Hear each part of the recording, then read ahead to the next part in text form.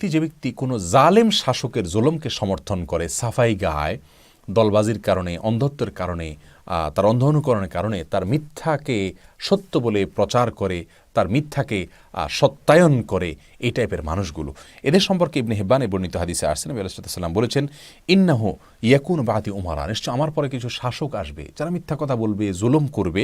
ফামান দাখালা আলাইহিম ফাসাদ্দাকাহুম বিকিজবিহিম, এদের মধ্যে কিছু লোক আসবে যারা তাদের এই সমস্ত শাসকদের মোসাহিবি করবে, এদের তেলায়ন করবে, ওয়েলিং করবে, এদের সাফাই গেয়ে বেড়াবে এবং তাদের মিথ্যা কথাকে সত্যায়ন করবে, বিশ্বাস করানোর চেষ্টা করবে জনগণকে, সাধারণ মানুষকে এবং প্রজাদেরকে।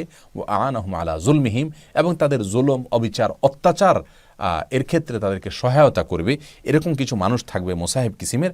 ফালাইসা মিন্নি ওয়ালাস্তু মিনহু ওয়ালাইসা বেওয়ারিদিন আলাইয়াল হাউজ, তো এই শ্রেণীর মানুষেরা আমার উম্মত নয়, আমি তাদের কেউ নই, তাদেরকে আমি পরিচয় দিচ্ছি না, তাদেরকে আমি চিনি না, এবং তারা কিয়ামতের ময়দানে আমার হাউজে কাউসারের পানি পান করতে আসতে পারবে না।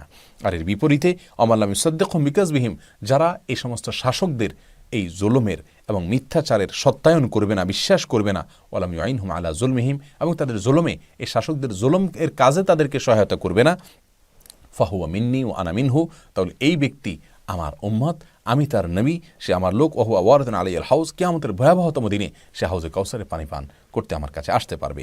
তাহলে জালেম শাসকের মোসাহিবি করা এবং মিথ্যা কথাকে সত্যায়ন করা, তার জুলুমে সহায়তা করা, এই শ্রেণীর লোক যারা আছেন তাদেরকে রাসূল সাল্লাল্লাহু আলাইহি ওয়াসাল্লাম বলেছেন যে তারা আমার উম্মত নয়, আমার উম্মতের অন্তর্ভুক্ত নয়।